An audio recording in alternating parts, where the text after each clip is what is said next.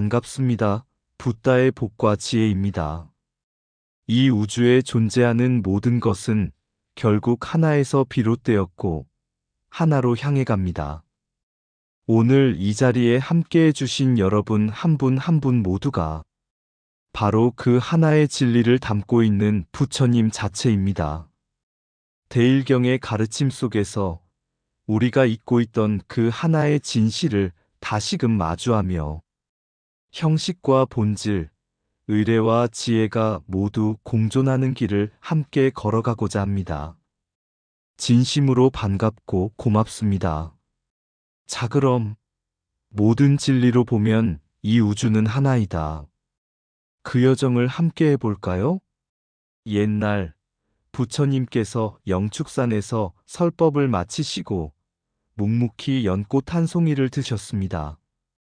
그 자리에 모인 제자들과 대중들은 그 뜻을 알지 못하고 조용히 고개를 갸웃했습니다. 하지만 단 한 사람, 가섭존자만이 부처님의 뜻을 깨닫고 미소를 지었습니다. 그 순간 부처님께서는 말씀하셨습니다. 나는 정법 한 장을 가섭에게 전하노라. 이 짧은 순간의 법문은 말로 표현되지 않았지만 그 안에는 우주의 모든 진리가 담겨 있었습니다. 연꽃 한 송이는 단순한 꽃이 아니라 이 세상 모든 것이 둘이 아니라 하나라는 부처님의 깊은 통찰을 상징하는 것이었습니다. 겉으로 보기엔 꽃, 사람, 나무, 하늘이 모두 따로 존재하는 것처럼 보이지만 그 모두는 하나의 생명, 하나의 마음, 하나의 법계로 연결되어 있다는 뜻입니다. 이처럼 하나의 상징 속에 무한한 진리를 담는 것이 바로 밀교의 방식이며 대일경에서 말하는 태장만다라는 바로 그 하나됨의 세계를 시각적으로 표현한 진리의 공간입니다. 그래서 모든 진리로 보면 이 우주는 하나이다라는 말은 바로 우리 존재 전체가 본래 하나였다는 부처님의 깊은 깨달음을 상징하는 말이라 할 수 있습니다. 옛날 인도 마가다국의 한 마을에 몸이 약하고 말도 어눌한 소년이 있었습니다. 그 소년은 절에 찾아오는 신도들의 독경 소리와 스님의 연부를 들으며 늘 부처님께 가까워지고 싶다는 마음을 품었지만 진언도 다란이도 제대로 외울 수 없어 좌절하고는 했습니다. 어느 날 스님이 소년에게 묻습니다. 진언을 못 외운다 하여도 내 마음은 어디를 향하고 있느냐? 소년은 고개를 숙인 채 대답했습니다. 부처님께 드리고 싶은 마음만은 매일 꺼지지 않습니다. 스님은 부드럽게 웃으며 말했습니다. 그 마음이 바로 진언이란다. 진언은 단지 소리가 아니라 깨달음의 파동, 진실한 바람, 자비의 진동이기 때문이다. 스님은 대일경에서 나오는 한 구절을 들려주었습니다. 일체제법, 진여심에서 비롯되며 모든 소리는 그 마음의 그림자니라. 그날 이후 소년은 마음으로 진언을 외우기 시작했습니다.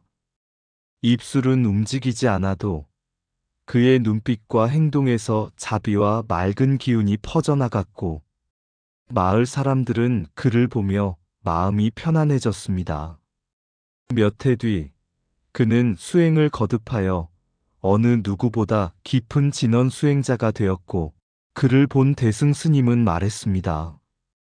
진언은 소리가 아니라 진실한 마음에서 일어난 바람이며 그 바람은 고요한 일상에서도 법계 전체를 진동시킨다.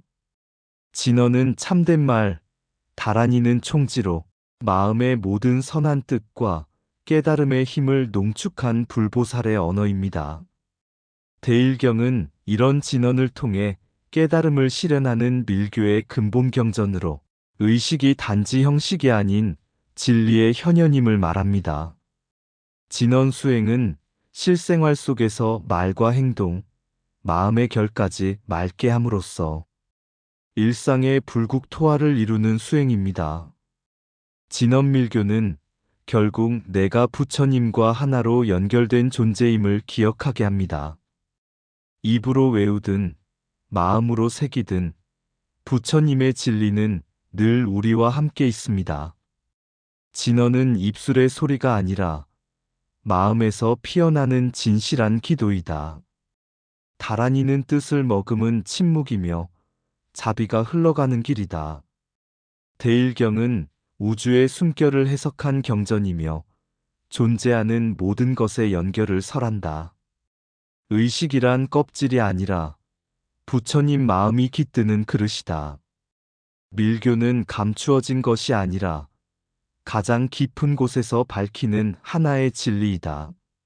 진언 한마디는 일곱 생을 덮는 자비의 바람이다. 부처님은 소리를 남기신 것이 아니라 마음의 울림을 남기셨다. 우주는 많아 보이지만 진리 안에서는 언제나 하나다. 진언은 외우는 것이 아니라 살아내는 것이다. 대일경은 말없는 가르침을 전하는 가장 소리 높은 경전이다. 형식은 공이라 하여도 그 안에 자비가 스며 있다면 그것은 진실이다. 입으로 외우지 못해도 마음이 부처를 향하고 있다면 그것이 진언이다. 태장만다라는 눈으로 보는 우주가 아니라 마음으로 느끼는 하나의 생명이다. 진언은 바깥의 소리가 아니라 내 안의 자비를 깨우는 종소리다. 모든 진리를 따라가면 결국 우리는 하나라는 진실에 이른다. 조선 중기 산골 깊은 남자의 한 스님이 계셨습니다. 이 스님은 깊은 참선보다는 매일같이 발화를 치며 연부를 외우고 춤을 추는 불교 의례에 몰두했습니다. 마을 사람들은 그런 그를 형식에만 치우친 스님이라 비웃었습니다.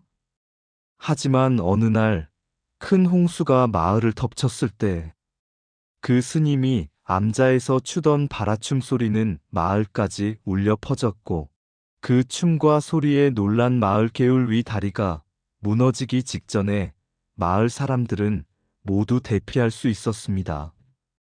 이 소문이 인근 조계종 본사에까지 퍼지자 한 고승이 그 스님을 찾아와 물었습니다. 그대는 무엇을 의식하며 매일같이 춤을 추는가? 스님은 말없이 발화 하나를 내밀며 말했습니다. 이 발화 안에는 바람 소리도 있고 울음도 있고 기도도 있고 마을 어머니들의 눈물도 있습니다. 저는 그것을 부처님께 전합니다. 저는 춤추는 것이 아니라 그들의 고통을 불의 호흡으로 바꾸는 것입니다.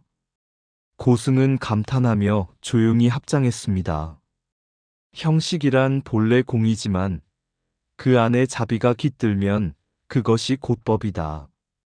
그 스님의 연불은 비록 판소리처럼 굴곡진 음조였지만 그 소리 속에는 마을 사람들의 삶과 아픔, 그리고 부처님께 전하고 싶은 모든 마음이 담겨 있었습니다. 오늘날 그 스님의 전통은 태고종의 형식미로 계승되었고 조계종의 깊은 참선 수행과는 다른 방식으로 몸으로 드리는 법문이 한국 불교의 또 하나의 줄기가 되었습니다. 형식과 내용은 둘이 아니라 하나입니다. 형식 의례은 몸으로 실천하는 수행, 내용 교리은 마음으로 통찰하는 수행입니다. 이는 마치 새의 두 날개처럼 함께 작동해야 합니다. 조계종은 참선과 간결한 수행을 강조하며 무념무상의 지혜에 집중하고 태고종은 의례, 불화, 다란이, 음악 등 시청각적 표현을 통해 삶 속 신앙을 실천합니다. 발화춤은 형식이 아닌 기도의 몸짓, 연불은 노래가 아닌 진언의 파동, 판소리는 민중의 고통을 부처님께 올리는 생활의 경전이라 볼 수 있습니다. 형식은 비어쓰되 자비로 채워질 때 진리가 된다. 춤은 발끝의 철학이요. 발화소리는 부처의 호흡이다. 몸이 절을 하고 입이 연부를 할 때 마음은 자연히 부처와 만난다. 의식은 마음을 담는 그릇이며 교리는 그릇 속 향기이다. 부처님의 말씀은 말로만 전해지는 것이 아니라 움직임으로도 드러난다. 형식과 내용은 둘이 아니니 깨달음은 오직 그 조화에서 피어난다.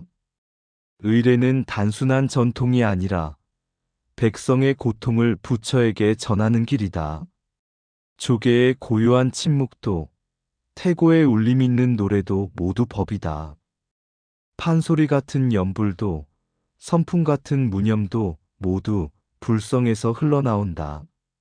하나의 바라가 울릴 때 온 우주가 함께 참회한다. 진정한 수행은 마음으로 깨닫고 몸으로 실천하는 것에 있다. 춤을 추며 연불하는 이는 부처의 말을 발로 적는 것이다. 법문은 강론으로도 전해지지만 의례로도 심장에 새겨진다. 눈을 감은 자는 마음으로 보고 귀를 기울인 자는 몸으로 듣는다.